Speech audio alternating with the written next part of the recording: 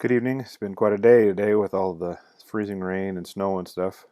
I'm glad you guys stayed in and were safe today. I'm sorry we had to cancel church. Anyway, I thought I'd take a couple of minutes and just bring you a short little word here regarding today and the message I had for you, and I will just push that forward till next Sunday. Last Sunday we talked about coming before the Lord and asking Him for things that He would have you let go of in order to be participate in this 20 days of fasting and prayer that we're into right now. So that being said, um, I just want to remind you from Daniel chapter 1, when Daniel came to the place and he made a determination he wasn't going to let what was happening in and around him going to be the defining factor for his relationship with God. See, that's the part that people don't understand when they talk about defiling. Defilement is something that causes a break or a rift in your relationship with God. And that's not necessarily from God's standpoint, but it's our standpoint to Him. Defilement separates us, ourselves, from God. It's not that God distanced Himself specifically from us.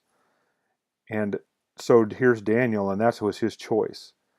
And I think as believers, that was a place where we really need to take stock in somebody who was an example for us to be able to look at and see that this is the way he approached things. He approached it from the standpoint of saying, I don't want to do anything that's going to cause my relationship with God to diminish in any way. In fact, I want it to grow.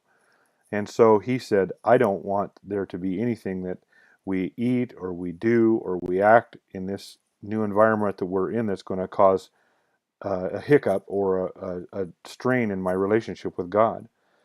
So he determined he wouldn't defile himself. He determined that there was nothing going to be in between him and the Lord, and that he was going to do everything in his power to make sure that he aligned himself with whatever he felt was what God wanted him to do.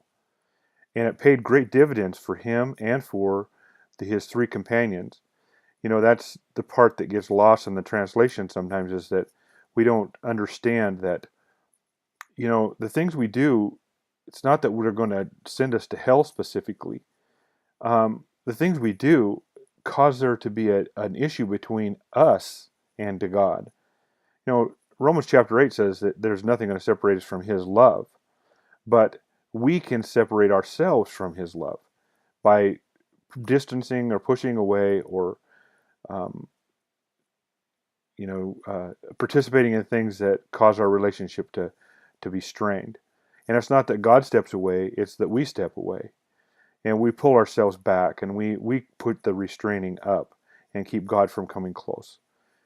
And I think that during this time of year, especially with what we're going on right now in our country, with the inauguration going to be taking place in, what is it, a week and a half, 2 weeks maybe, that we really need to set ourselves and our minds on what is it, God, that you're trying to tell us that you want us to do or want to do in this year, and what is there maybe in each of our lives. And it's probably going to be different in all of our lives, but what is it in each of our lives that is keeping us from being close? And it's straining my relationship with you. It's causing me not to reach out and not to try to be close to you, Lord. It's not that you've moved, it's that I've moved. And I know that you're everywhere, God, but I know that I've distanced myself in relationship. And that being said, I think that's the place that we want to take our focus and we want to take our stand. Remember, God, first and foremost, when He was trying to help the children of Israel understand relationship, He told them to teach their children something specific. The first and foremost thing He did, and this is in Deuteronomy chapter 6, He said, Hear, O Israel, the Lord your God is one Lord, and you shall love the Lord with all your heart, with all your mind, and with all your strength. He didn't leave anything out. He said, love God with every fiber of your being. Don't let it be something that's just, you try to fill in the blanks or check off the little boxes there, and that makes your relationship with God good. But love Him with everything that's within you, because if you love someone, you will do things for love that you won't do for any other reason. And I share that with you today as an encouraging word. I hope that you will take this to heart. You'll take that first chapter of Daniel and read it again. Read what we talked about last week. and really understand. And then as you approach God, really ask Him, God, what is it that this year holds for us, that and holds for me specifically, that you're saying to me, I want you to set this aside for me.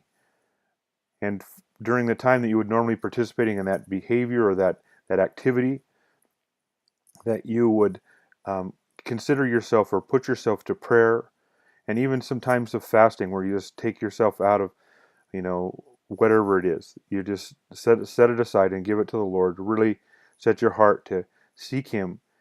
Seek Him while He may be found. And I know that He's always there. But here's the picture. Again, it falls on our shoulders. If we're not seeking God, we'll never find Him.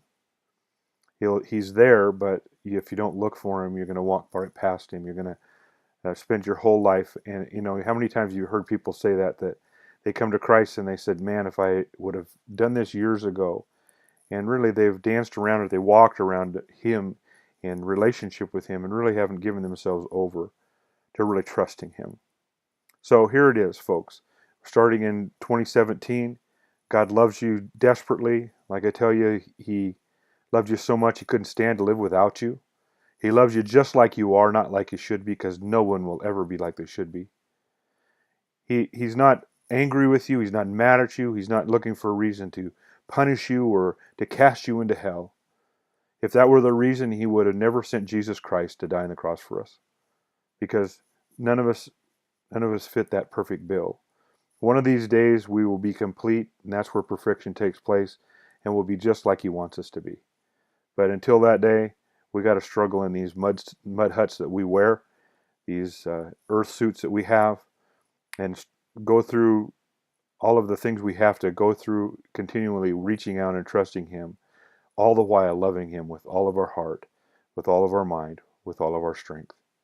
God bless you. I hope you have a wonderful evening. Thanks.